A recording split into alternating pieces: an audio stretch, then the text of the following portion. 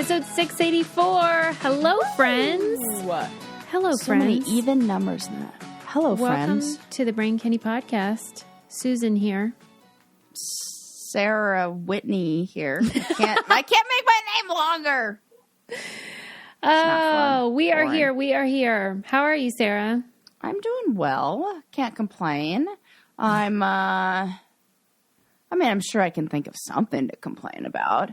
But I have been thinking a lot about how you said how I go to the movies all the time and like look at this like lifestyle I'm that mad I have. about it. That's so like yeah, you went bowling the other day, and I was like, no, you know she's what? bowling. We didn't go bowling because I was too tired.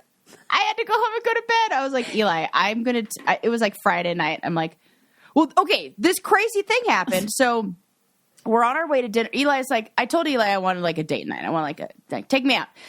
And he's like, okay, what kind of food do you want? This, or he named like he's like Italian, sushi, or African. And I was like, African.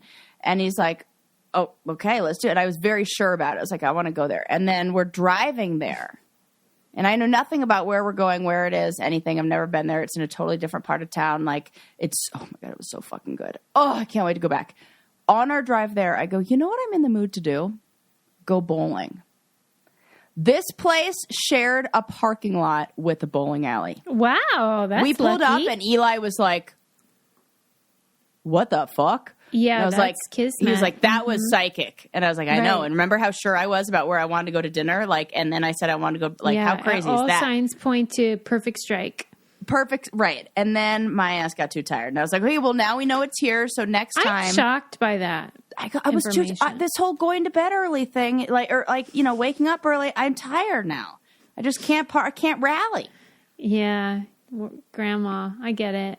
Yeah. So, but anyways, I mean, bowling is good times, great oldies. I know you love it. I love it. And then Eli drops it on me and I thought he was lying, but he's not.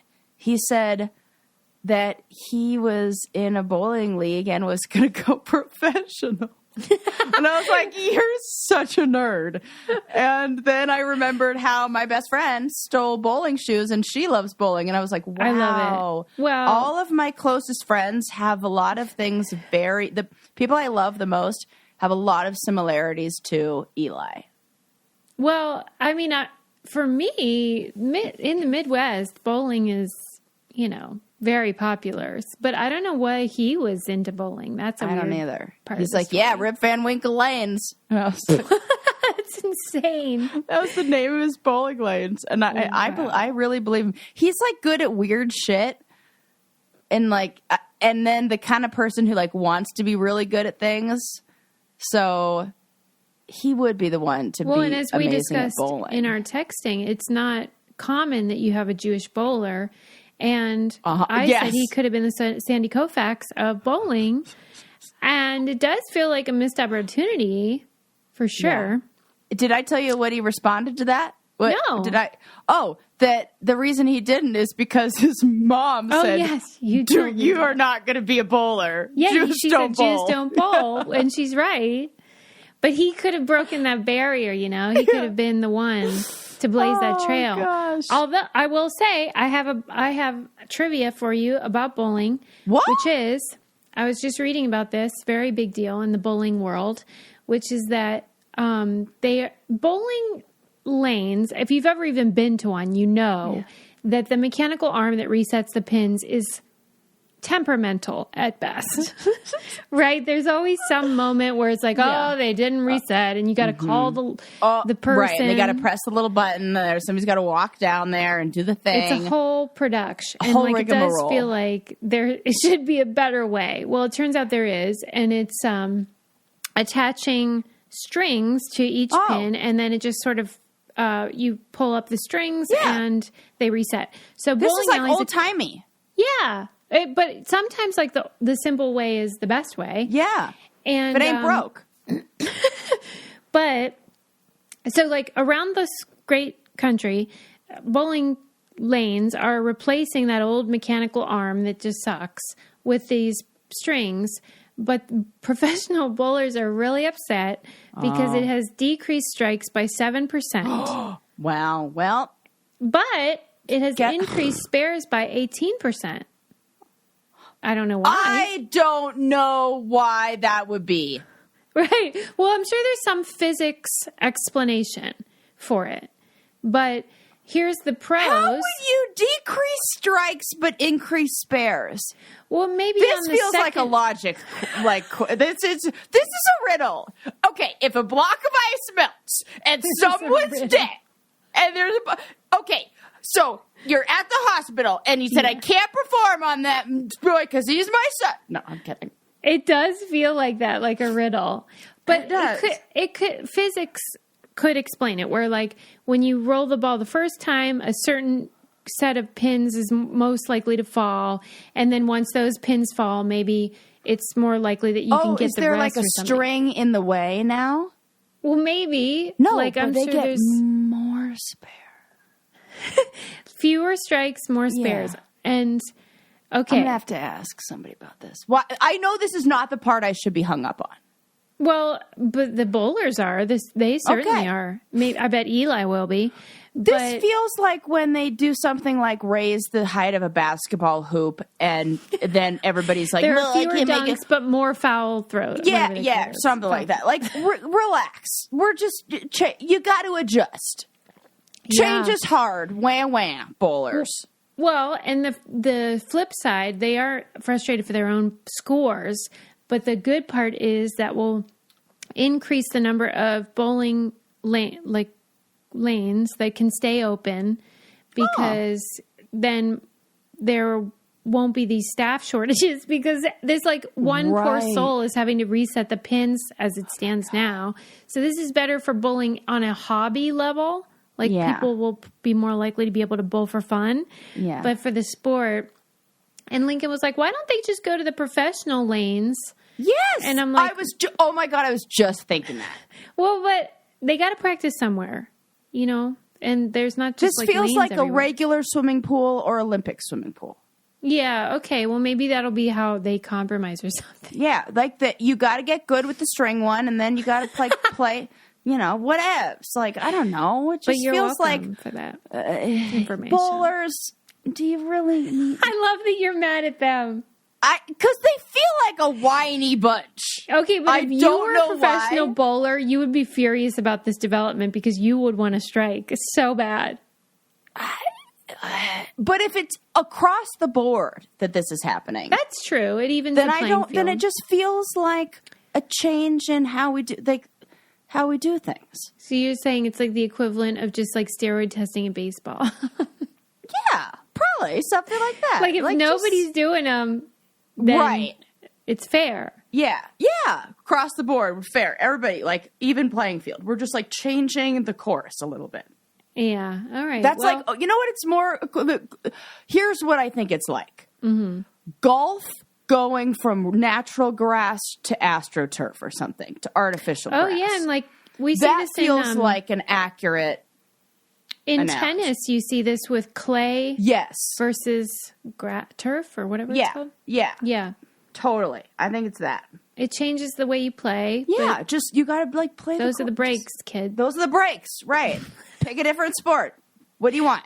Right, come on. This is it. Curling. Maybe they haven't changed since the dawn of time. They still sweeping over there? Curling. So just sweeping? Yeah, they're just sweeping. That's just sweeping. It. That's it. Okay. I mean, I wasn't planning on talking about that, but now I did. Amazing. Okay. So before I move on, let's just talk about how much we love Thrive Cosmetics. Sis, this is my go-to. It's our go-to? There will be no other... ever again. My favorite thing to do, because I'm one who often is doing her makeup in the car.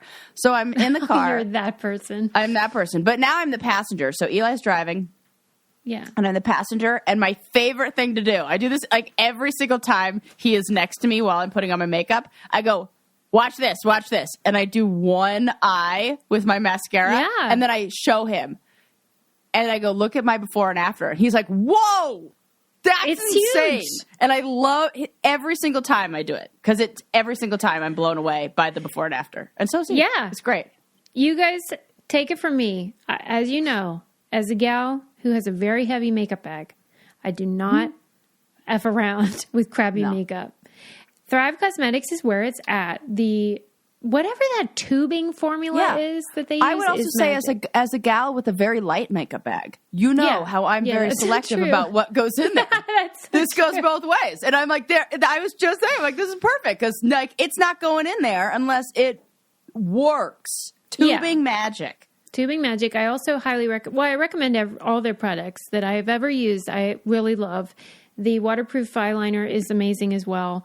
It's creaseless just really concealer. I just got that. Oh, you got the concealer? Yeah, I got the creaseless concealer because my past concealer was we all know definitely creasing, so I needed a new one. We know about your killer pimple that happened the other day. So, oh my gosh, Sarah needed. Well, now you can't see it. Now you can't see it because it's like a buildable concealer, so you can do like a light coverage, which I use for just under my eyes where I just want a little, and then for old Faithful over here. Stop it!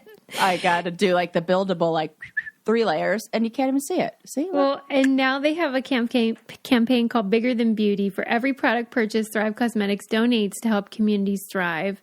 They have over 300 giving partners across the country supporting numerous causes. And now is a great time to try Thrive Cosmetics for yourself because right now you get 15% off your first order when you visit thrivecosmetics.com/braincandy. That's Thrive Cosmetics. It's CAUSEMETICS.com/braincandy for 15% off your first order. We love them. Promise. So okay. I want the cheek stick too. That's my next thing. Oh, yes. I screenshot that when I saw it on Instagram. I was like, well, I need that. Yeah. That it comes with a brush on one. Yeah, I like that. That's the... Okay, we got to talk. I know Sarah watched this, so this is going to be fun to talk about.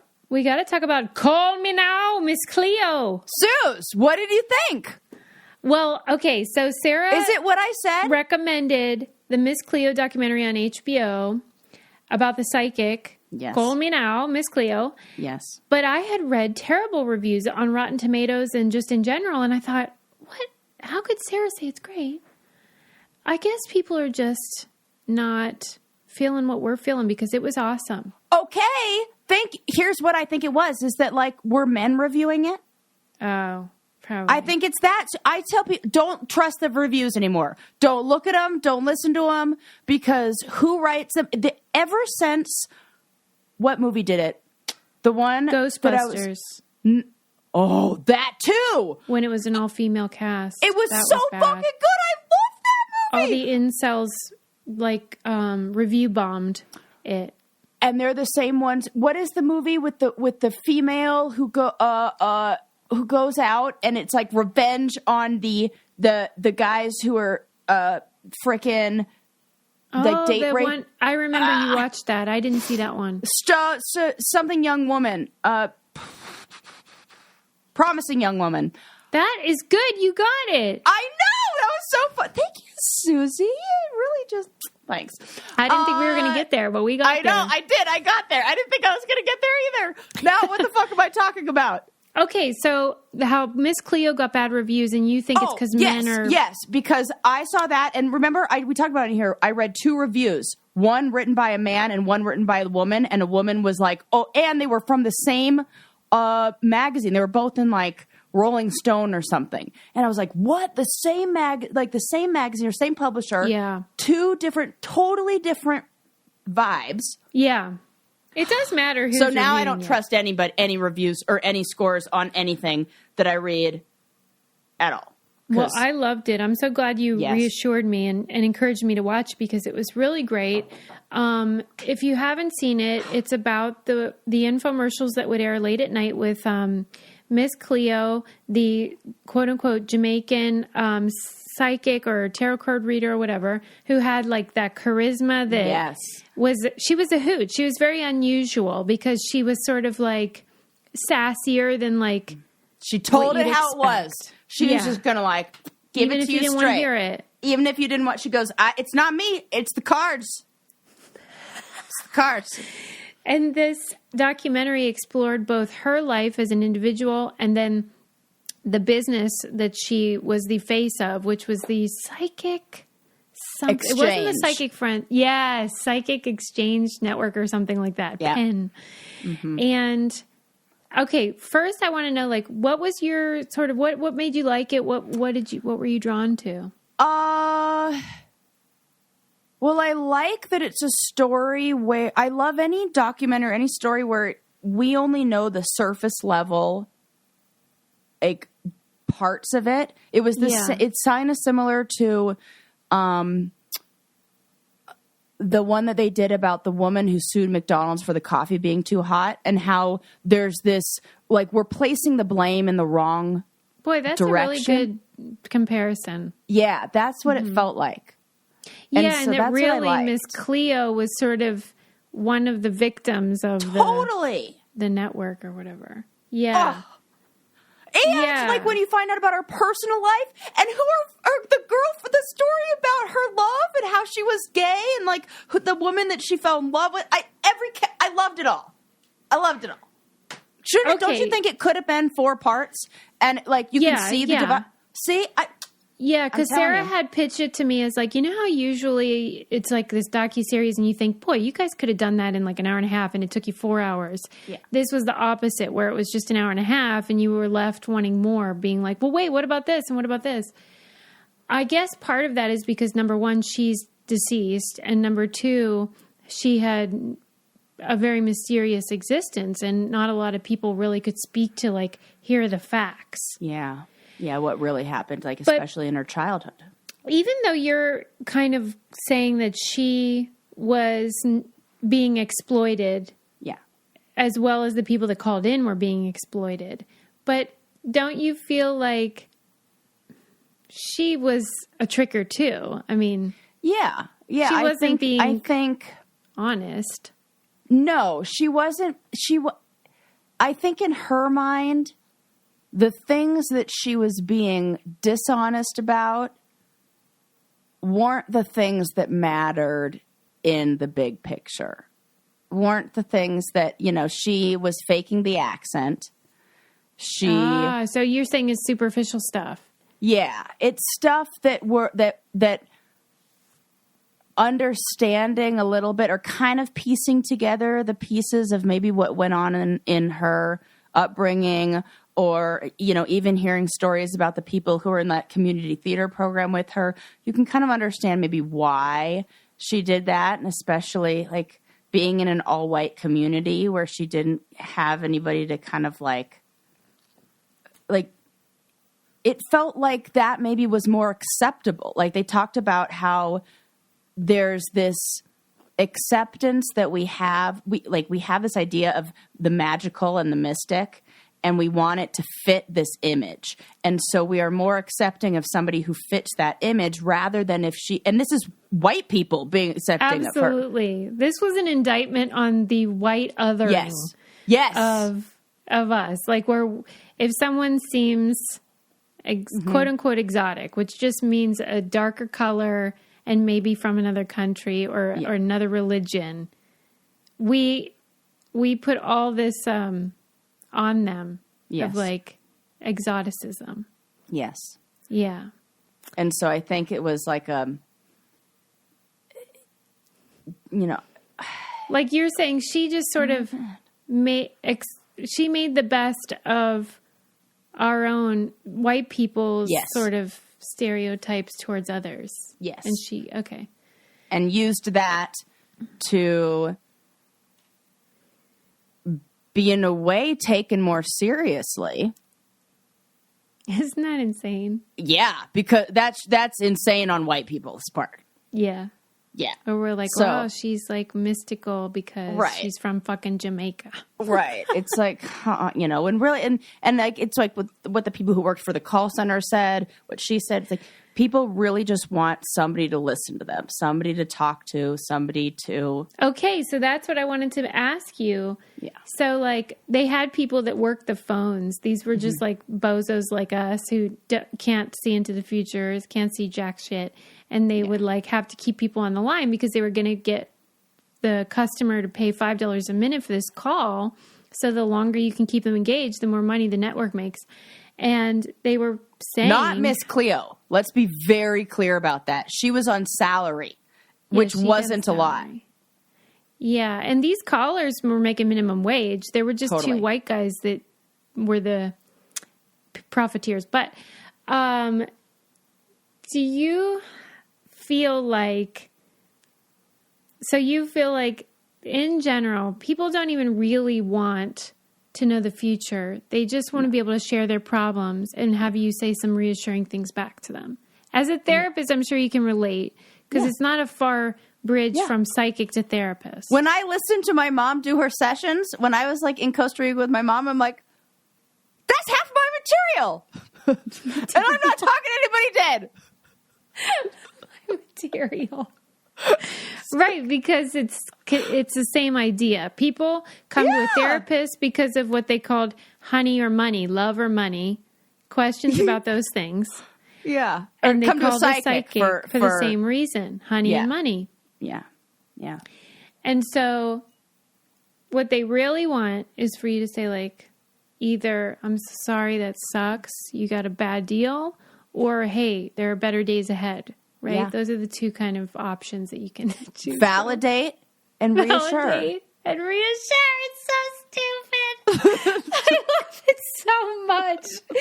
I love it because this is also what draws people to religion. I'm pissed that they're making more an hour than I am, though. I'm like, sure what? Are. $4 a minute? I want that. Right? I don't know your mom's hourly rate, but I would venture to guess it's more than what you're making an hour. So how do you, like, what?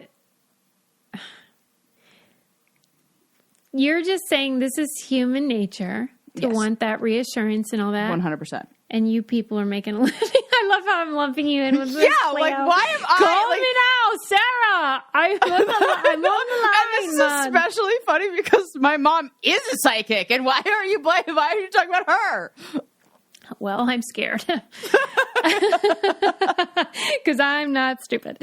I'm harmless. I won't do anything or even fight back. I'll just, you know what I'll do? Validate and reassure you. Everything's fine, sis. And you know what? You know who else validated and reassured me? Modern fertility. Oh, excellent segue. This is a great way to totally reassure and validate. I love it. Yes, because sometimes, even though it's our own body, it can feel very mysterious and very confusing, and it is helpful to get information. And so modern fertility provides that by just doing a quick at-home test that's very affordable. Yes. You send it off, and within a couple days, you find out things like how many eggs you got cooking inside your body, what your fertility red flags might be. Do you have anything you need to maybe see a physician about that is looking kind of funky? Right? I want people to also know that this is not just for women, that they also have a semen analysis kit. Okay, let's analyze some semen, baby. Yep. They do semen analysis and sperm storage. So I love that you said that. Thank you. Yeah. You're welcome. Let's have a look at some semen. Let's get that sample on the go. And you can do it very affordably at modernfertility.com/braincandy, and you're going to get $20 off that test. Right now, Modern Fertility is offering our listeners $20 off the test when you go to modernfertility.com/brainkitty. That means your test will cost $159, which is a fraction of what it would cost at a fertility clinic. Get $20 off your fertility test when you go to modernfertility.com/brainkitty, modernfertility.com/brainkitty. No brainer. Okay. So I loved the documentary. I think you guys should check it out. It's on HBO.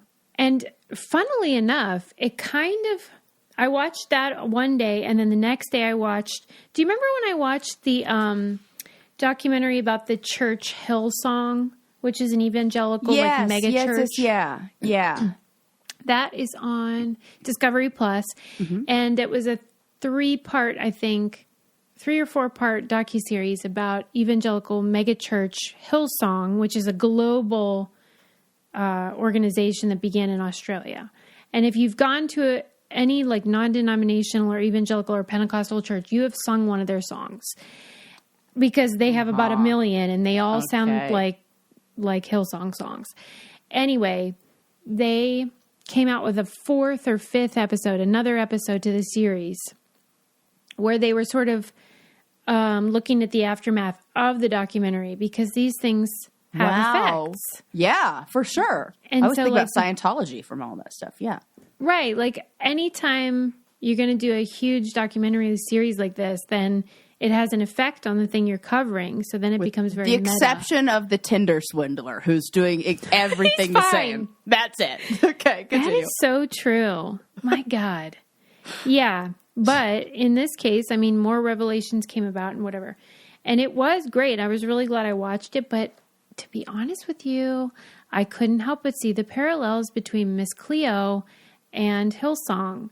Because okay, tell me more. Well, even though Hillsong is a religious organization, it's a legitimate church, you know, there is a mystical component. Yes, right? This of course. is relying on faith, which you're relying on for a psychic as well.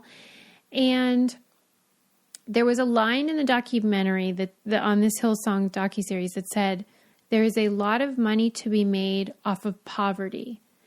And I thought that was a really, it kind of sent chills in my spine because I thought, not only is that disturbing, but it's true.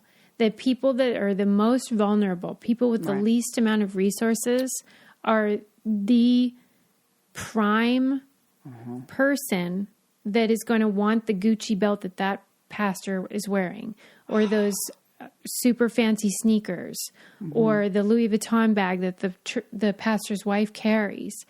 And so you think, and they're taught that if they are faithful enough, and not just faithful, but if they are giving enough, if they give the church enough, that money's going to come right back to them. So it's a give to get scheme in a way that really only profits the guy on the stage usually. And it's a very appealing promise. Like that all you have to do is do this thing and then you will have the answers, and which is the same thing that they're pitching in any of those phone calls, like that 900 number. Yeah. Because it's what people really want. If you don't have a problem financially or in relationships, you're really not going to be tempted to call that 1-900 number because you don't need that. Right. And if you have everything in your life that you've ever wanted, emotionally and otherwise, you're not really going to fall for. Yeah, that kind of reminds me of what you were saying about the lottery and the people who play the lottery. And exactly right. And it doesn't mean any of these things on their own are wrong. Right. Like if you enjoy seeing a tarot card reader, a psychic, and for you it's fulfilling and worth whatever you're paying, it's awesome. Yeah. And if you gain something from your church spiritually or otherwise, great, et cetera, et cetera. But often it's the case that people who need it the most are going to lose the most from. And same thing with keeping them on the line on that phone, which is exactly what those people at those call centers are trained to do. How funny was it that guy was like, I had a character named Cassandra. She was the Southern Belle, and she really kept people on the line. Hi, y'all. How you doing? Like, but I was like, man, I want to work at one of those call centers and have a fake character and do that. Just tell people, some of them, as you, I'm sure, remember, like had to quit because they realized at some point that this was like someone who couldn't afford it, and they were going to pay $5 a minute to hear complete lies. Yeah. Yeah. I could, yeah. I joke when I say I could do that. I could not do that. But like in your case, you would be doing the same thing that you're doing in sessions probably, and it would probably be more valuable than false promises. Yeah, well, because the difference is, this is exactly why therapists aren't ones who provide solutions or answers, and we don't have the answers. Like the psychic promises to have all the answers. In therapy, it's the opposite. I don't have all the answers, but what I can do is I can give you the tools to solve, approach life in a different way, to make some change, and that can help you to, solve your own problems. And or at least like how do you validate and motivate yourself? Yeah, and how do you just cope with life on this earth, which is really hard under the best circumstances? Yeah, and I think there is a desire, like, we just need more, like, more community, more time to, I think we just are in such a, like, keeping up with the Joneses, like, comparing ourselves, like, social comparison, like, I've got to look good and do all this perfect and da-da-da, that it doesn't let us really, like, take off the mask and be vulnerable and get that validation that we really need. Like, we're seeing that in some areas where we just, like, realize that the fake facade is, like, we can't take it any longer. And then you have all these, like, campaigns that come out on social media of, like, this is what I look like before, airbrushing, and this is what I looked like in the magazines after. We're like, we want that authenticity. We want that, but there aren't very many environments where we can do that without feeling judged. So we have to pay for it. So we have to, like, outsource it. Mm-hmm. We're outsourcing non-judgment in a way. So if we were just less judgmental to our friends, to each other, to other people, then we wouldn't need this as much.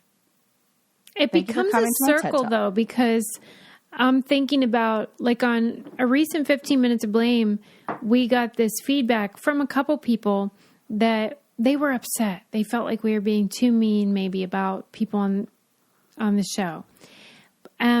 But what we were trying to point out was, like, if people put on a big smoke and mirror fakeness on social media, where they act like everything's great and I love my life and I love my family and I love being whatever.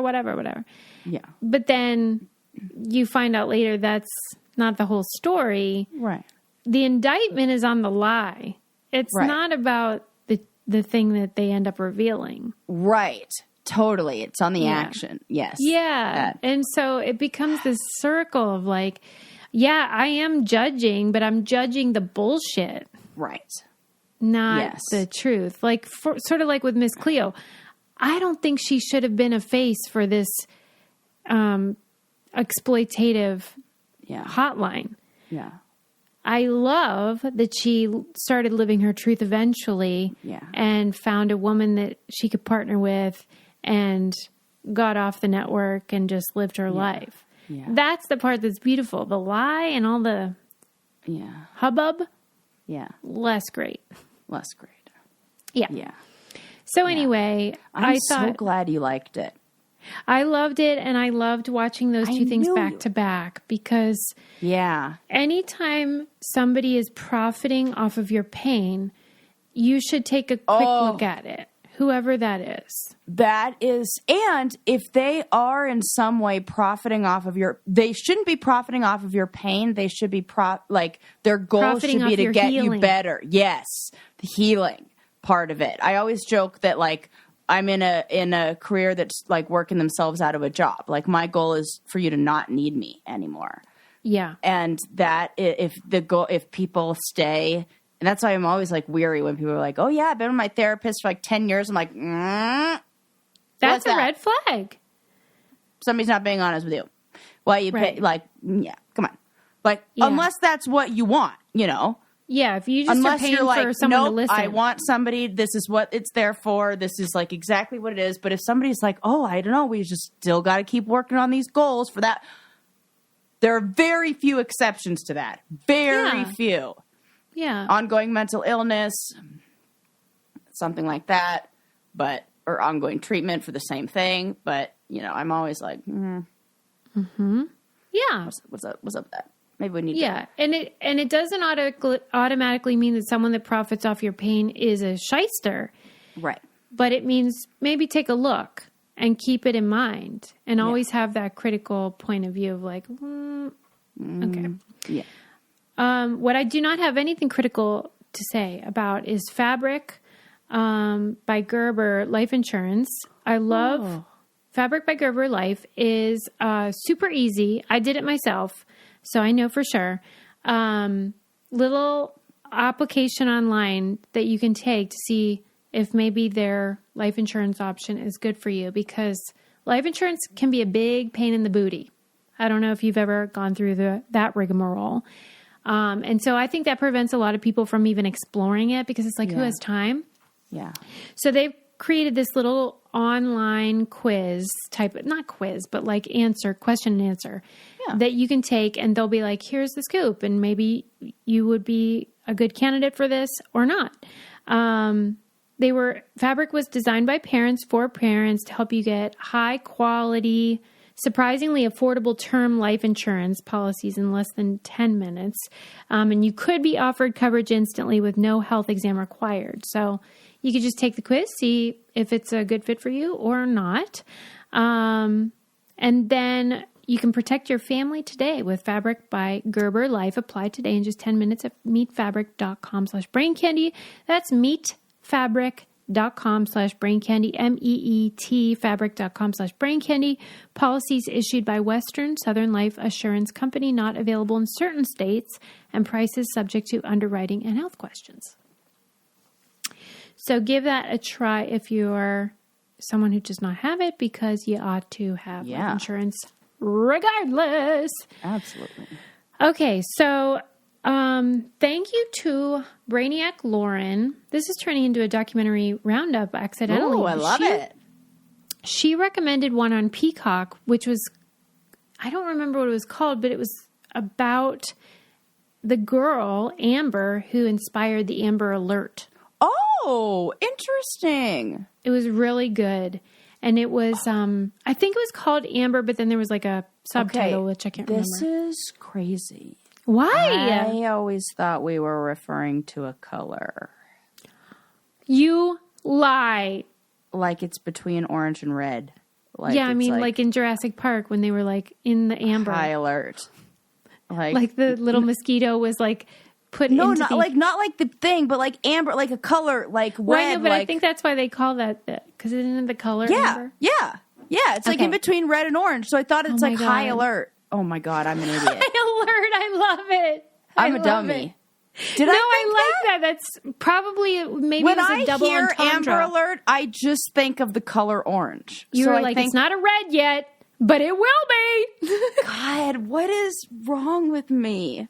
I love it so much. So dumb. No, it's not. It's actually brilliant, and it was probably like a double entendre. It wouldn't have been great if it was a Susie Alert. Yeah, I mean, Amber Alert is great. You're right. The name. I hear what you're saying. It was two ways there, people. Double entendre. Okay. There you go. Okay. Just saying. Somebody's going to write and say that they thought the same thing, and then and Susie's going to be like, this is what happens. Sarah says weird things, and people always agree with her. No, but that actually makes sense. Like, I'm not judging at all. Look at her, validating. Reassuring. Validating, reassuring. But it's true, because that's a really funny and interesting idea, because it is kind of an Amber. It's like, hey, my kid's missing, but maybe they're not dead, Like, right. Okay. So you're so nice. You're so nice, guys. Well, okay. The documentary is really great because I never knew the story of Amber, and God rest her soul.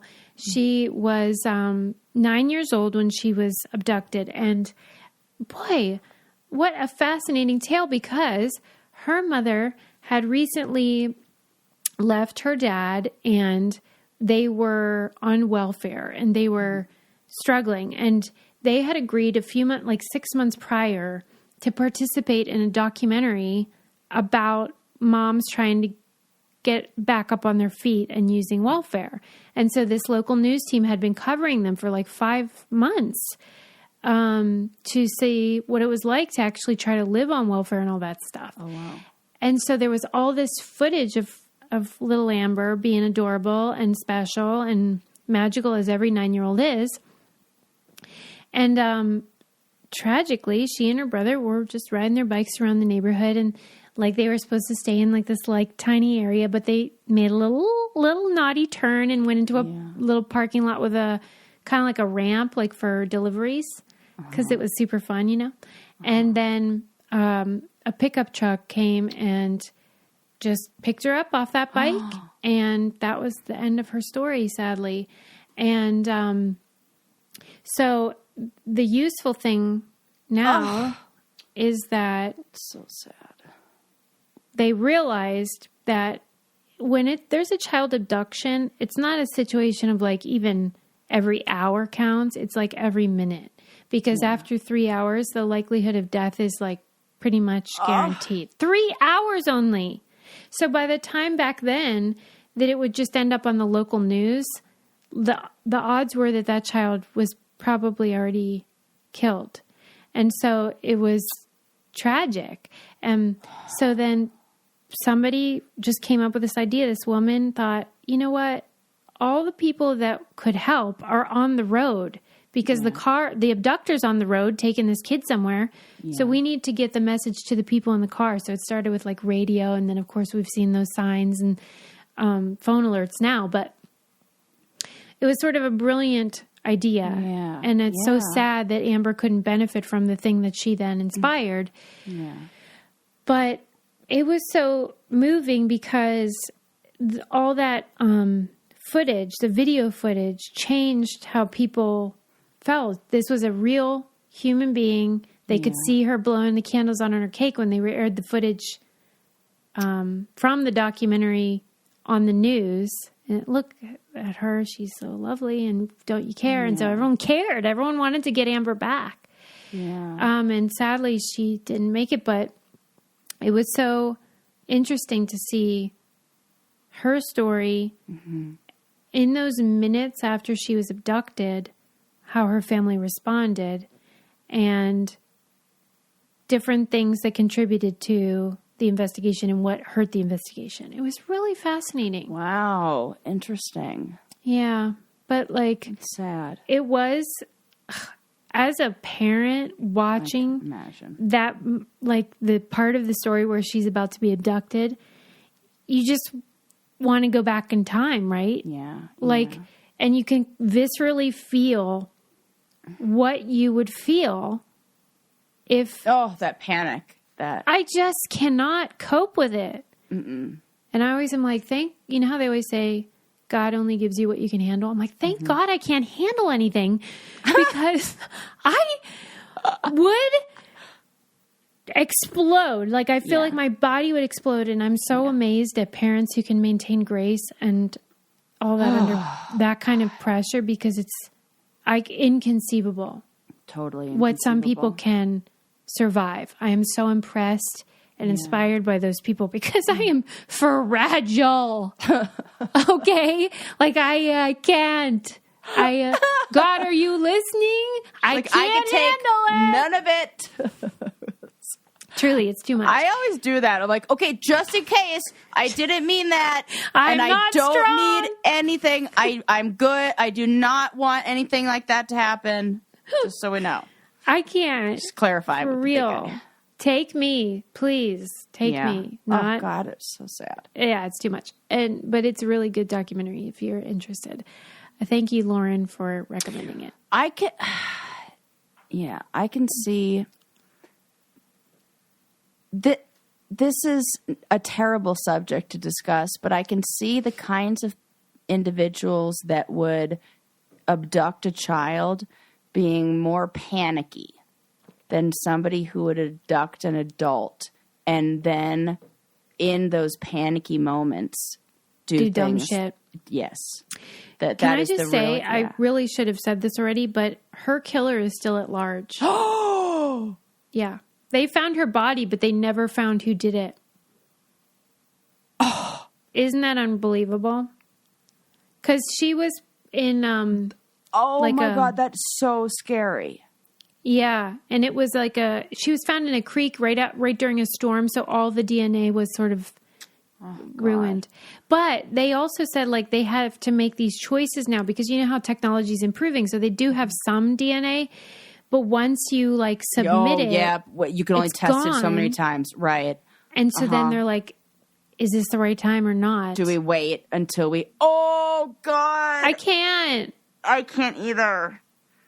Dude. Yeah, it's a lot. Okay, moving on. Rough. That's a lot. It's too much for me, my little sensitive soul, even though I pretend to be dead inside. Suze. Well, okay, so I might be dead inside, but I'm definitely not dead on the outside. And the reason I know that is because I stink, okay? And it's how we know we're humans and we're alive, but it's not ideal. Thank God, though, for a product that Sarah taught me about. Yep, been using this for deodorant. years, ladies and gentlemen. I used to stink. No more. And now what's dead is the bacteria on my body. Thanks to science. Stop it.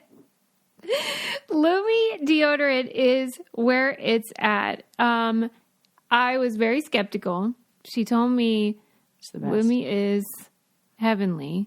I thought, are you sure? And then I got it. And here is why it's awesome, because Lincoln is now at the age where he wears deodorant. Oh, I couldn't even imagine how much it would help that and stinky little boy boys problem. are so stinky. What is the deal? He's super sensitive too. He was trying like a regular men's deodorant, and he was not. He said it hurt. It stung. Yeah. So he tried Lumi also, and he loves it. It smells like mine smells like coconut. Yeah. Well, there are a bunch of wonderful flavors. Not like those baby powder ones either. But what you won't smell like is disgusting, stinky BO. And the best thing is, I think, this is not just limited to the pits. We smell in all places. Right. So this is safe to use in all stinky places. You got stinky feet? Rub it on those feet. This is like designed oh my God, to I attack. should have him use it on his feet. Yes, Suze. I was like, what are you thinking here? That. Yes, game changer. And you know the wipes? There are odor control wipes that will get rid of have all the good stuff in it to get rid of that. And those are great to wipe those feetsies off. Wow. This is mind blowing. I haven't even tapped into the full potential yet. I know. You could do it on your underboob. Some people, get real sweaty under there. And I do it right on my stomach. I have this one area where it just gets a little sweaty right there. Thighs, belly button, butt crack, whatever. You people all stink, and you just accepted it as okay. But Lumi has solved the problem with over 150,000 5-star reviews. We're so confident you'll love Lumi. Get over 40% off your starter pack bundle with code BRAINCANDY at LumiDeodorant.com. That's code BRAINCANDY at LumiDeodorant.com to save big. Smell better naked with Lumi. Okay, so I read about this bonkers, ultra marathons. I don't know. I think the definition is 100 miles or something. Yeah. Fucking insane. Something crazy. Idiots are like, yeah, that sounds great. Okay. Even 1 mile, I'm like, are you sure you want to do that? So these ultra marathons are baffling to me, but there's this my mom photographed one once, and the people's feet, it was called Badlands. Yeah. And it was just the most disgusting thing I've ever seen. The feet afterwards. How do you explain these people? What are we doing here? Life's not hard enough. This is why white people love this shit. Your life's too easy. I swear. Although, I think it's the same as oh, you know what? Remember when we were reading the David Sedaris book, and he got the Apple Watch, and he kept on having to walk farther and farther and farther because he kept on beating it, and he wanted to just keep beating it. And next thing you know, he's walking 40 miles a day just because he wants to get to the next thing. Yeah. I think that there is a similar personality. There's some kind of people who are very motivated by setting goals and achieving them in a way that's I don't know, different than well, it's an addiction. Yeah. That but becomes towards improvement or question mark about pushing yourself. Well, if I could do this, could I do this? Could I do this? Could I do that? I was thinking about that the other day when I was thinking about how isn't it weird how I was snowboarding, and I'm like, isn't it weird how some people just take a regular thing that we do and then they do it enough and they become a professional at that there are professionals of regular things that we do. Yeah. And the only difference is that they kept going when I was this is too hard. They just keep pushing. The hill gets steeper and steeper and steeper and higher and higher and higher. And you just do it in little increments enough over time. And next thing you know, you're a professional. I don't know. Yeah, it's just that's weird. true. I was having kind of a So what do you think about when you're snowboarding for 4 hours? Those kind of things. But for some of it, it is that where it's like they want to keep where you quit or you're like, that's enough. They want to improve. But to a certain extent, it's also that they have something naturally that might make it easier. For sure. And now that you say that too, I also think there's a little bit of that. It happens to the body when you put it under extreme stress, and how there's like a dopamine or serotonin, like that boost that people can get from like having to do extreme things, or almost like a little bit pain inducing, where you're like getting over it. But it makes you feel alive. Yes. Yeah. Correct. Yeah. I mean, almost anything that I'm like, I don't get it, I usually land on, this is about them dealing with their mortality.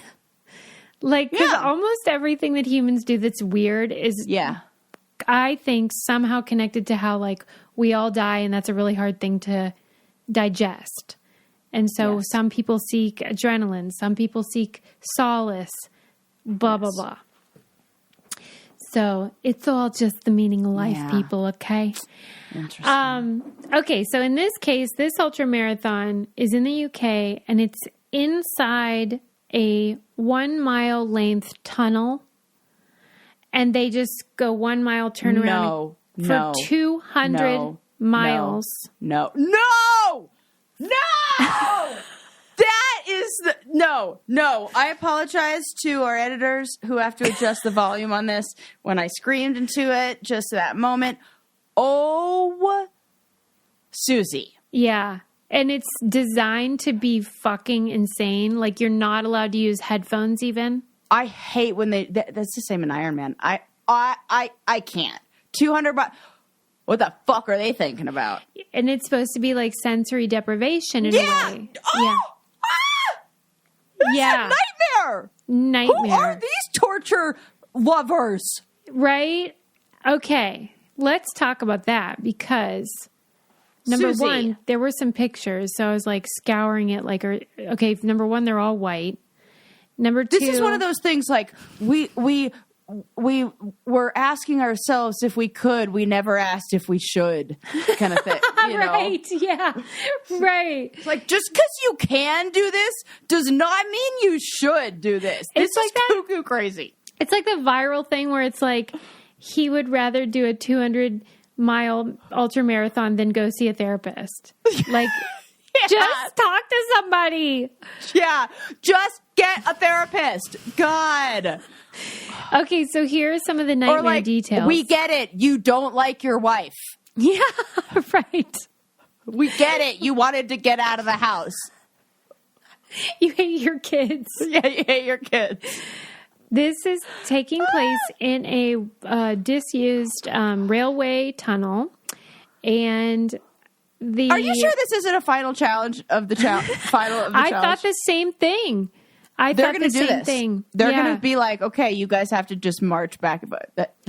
Why are you giving them ideas, Suze? Now we're never going on that show. It's so bad that one person went temporarily blind and then thanked the organizer for the privilege. These are fucking idiots.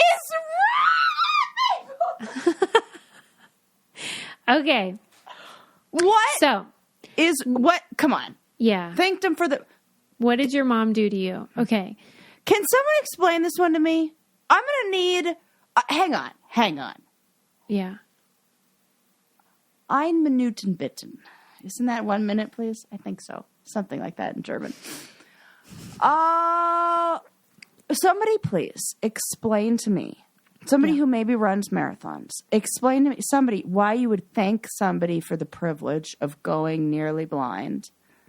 I'm telling you, it's what I just said, that they feel alive then.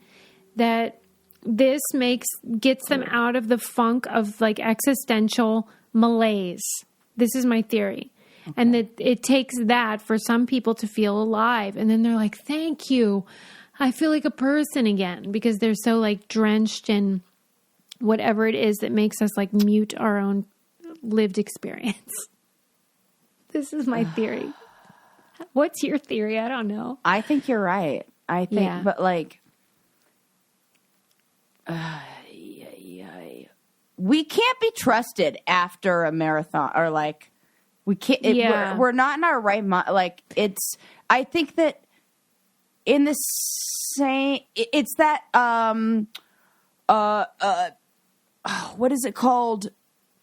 Something of oh my God, Sarah, get there. Displacement of like feelings of attraction. What I say, this is why you don't go skydiving with somebody. Yeah, you say it's like the mutual heightened, what is it?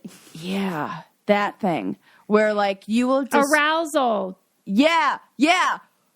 What? Transfer. Yes, transfer of arousal. Susie! See, I just got it there. I didn't even have to run in the tunnel. Oh my God, that was so. See, that felt good. That was we're like alive. We're alive. Woo! It feels so good. Transfer of arousal. Yes, I think that's got to be like I just survived something that almost killed me. So I'm grateful for this. When you can't trust that, that's just you're just glad you're not dead. You just held your own head underwater, and then we're grateful for the breath when you let go of your own head. Yeah, but they didn't feel the breath before. So, like, I get it, but, like, I can't relate because I don't have this problem. But that's how they feel, is they need that, which some people get through drugs and stuff. So I guess this is better.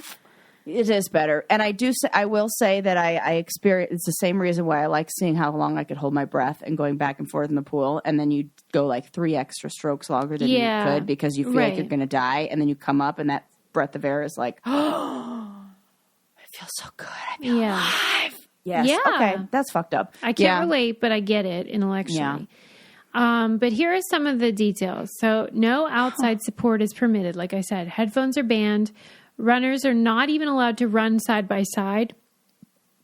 And there's a strict time limit of 55 hours. You're basically 55 hours of being alone in the dark. Running. You can't sleep. You can't stop, really, because you'll run out of time. This is torture. It's torture. It's actually torture. You're signing up for torture. Yeah. On the last one, there were 31 runners and only 2 completed it. Okay, so now it's a thing. Now it's like a can you this is why restaurants make money on the the mega burger challenge. Yes. This is that. Right. This is all you're like, yeah, you're never going to finish it, but we're going to make a bunch of money on charging you double what that thing should cost just for your what's the entry fee? Oh, who's making money on this? Somebody's making a pretty penny on the abandoned warehouse runners. So then they interviewed some people that did it, and they were like, yeah, when it's really hurting and I'd rather be in bed, I say to myself, I love this tunnel, and I can't believe I've got this opportunity. Okay. Then I'm annoyed because those are all the things that you and I say we need to do to like put our like work on like finding happiness and joy and meaning and bleh. Yeah. So it's all the same shit, but like for a stupid cause. Yeah, we are judging you in how you are using this tool. Yes. Then there is this speaker. I don't know why this was incorporated, but there's a speaker in the center of the tunnel that pipes out classical music, but the runners claim that it sounds like a screeching violin and it can make you kind of go crazy. Oh, no, that's exactly what it's designed to do. And why do you need to make it harder? This is what, Susie, you're what mad. the fuck is it? I am. What is this race called? What is this? I don't know. This was, I believe, NPR, and it was if you search NPR tunnel, ultra marathon, it'll come up. Yep. Anyway, oh my God, I bet the entry for this is oh my God, this is awful. Listen, if you just Google NPR and ultra marathon, all the articles make me cringe because it's like, wow. That is the Tunnel Ultra. Yeah. Every detail of it kept getting worse. So like this one woman, because she was the first woman to finish it, because it's almost all men that do this, of course. But then this woman really wanted to finish it. And like everyone was rooting for her because everyone wanted a woman to finish it. But she was, by the end, of course, they all hallucinate and they kind of lose their marbles. And she kept like running into the wall and stuff. And she chipped her tooth on the wall because she couldn't. She's like losing her mind, right? No! But they kept really wanting her to finish. So the organizer, he normally doesn't get involved at all, but he said he really wanted her to finish. So he was saying to her, like, you can't stop. You have to hurry, because she was approaching the 55-hour limit. She finished it in 54 hours and 55 minutes. Stop it! But mainly because everyone was like, don't stop! And she had to just like run and now into she the has hallucinations. long-lasting trauma and... Dude, it's coming up March, 9 weeks away. And they can go to the bathroom. There's like a porta potty right at the end of the tunnel. But then, and sometimes they'll stop and sit down for a bit, but then some people don't stop at all. 55 hours of running. 55 hours. I couldn't even run for 55 seconds. A mind-bending test of extreme endurance and sensory deprivation. And this article says it's more of a health warning than a marketing slogan. Exactly. Oh my God, this is the worst. No, this is hellacious.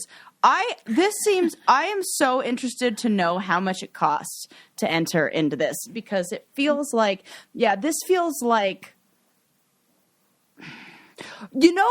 I know who does this too.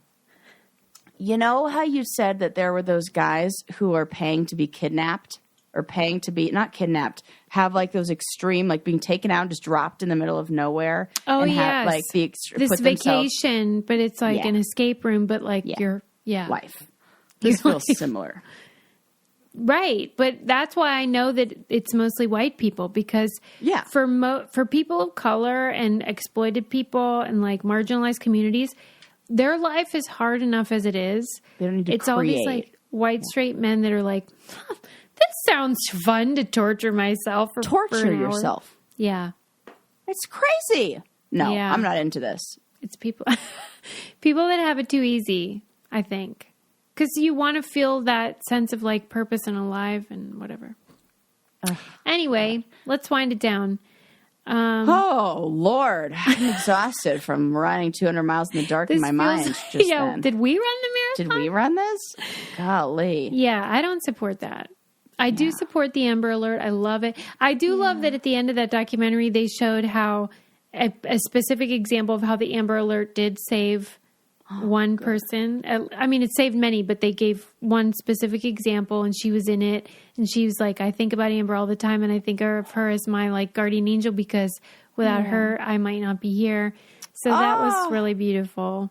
Yeah. But then you got to watch Call Me Miss Cleo. Call me now. You know what I didn't like about that, though? What? We didn't talk about this because I know you love Raven Simone and everything. I do. I love her. And she was in it talking about Miss Cleo. But I did feel like they were celebrating that Miss Cleo was this sort of LGBTQ icon now. And that she was like, usually like women of color are marginalized and all this stuff. So they focused on that, like, hey, yeah, get it, girl, with that tone, instead of being like, she shouldn't have done it either. Because, like, unless you really believe Miss Cleo was truly reading the future, then she was a tricker who also got tricked. Do you think Miss Cleo had truly paranormal psychic ability? I think she read tarot cards. And you think tarot cards are... I don't know. It's like my mom. I know, but we're just talking about Miss Cleo here. Yeah. For the sake of the show. Like, you think that there's so I a look chance at the that recipe. she could read the future?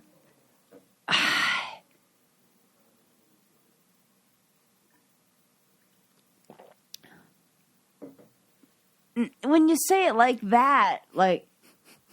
No, I think about You're what I trying to make believe- the argument that being perceptive as a person Yes. is valuable enough. But she Yes. didn't just say, you know what, I just have this perception like that. I have a pretty good sense of people. She was actually saying these cards can tell your future and stuff. Right. And that's a different argument that I don't happen to be a believer in. Right.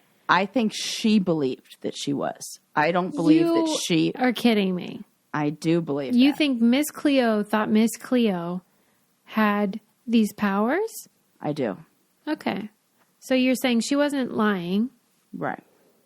I think the character that she played in order to make other people more comfortable with that was the lie. Okay. That's fine. I don't see it that way, but I can see your point. Yeah. Okay. But only because of what her son said and everybody said afterwards. Her godson. Godsons, yeah. Well, not everybody said that. Well, yeah. Some not people were everybody. like saying she made shit up. Oh, that's right. You know, that like sometimes it was like, whoa, how'd she know that? Yeah. And that was very convincing. But then other times it was like, maybe she's a scammer. But yeah, it's hard for. who are we to say? Who I don't know. Yeah, I really can't tell. I do know that she wasn't like the one making gazillions of dollars like those guys. She was totally getting taken advantage of too. Be sure to check out our patreon.com/braincandy and our merch. It helps us so much. And anytime you use our codes, it helps us so much. And we are so thankful. And that's all. We'll see you next time. Bye. Bye.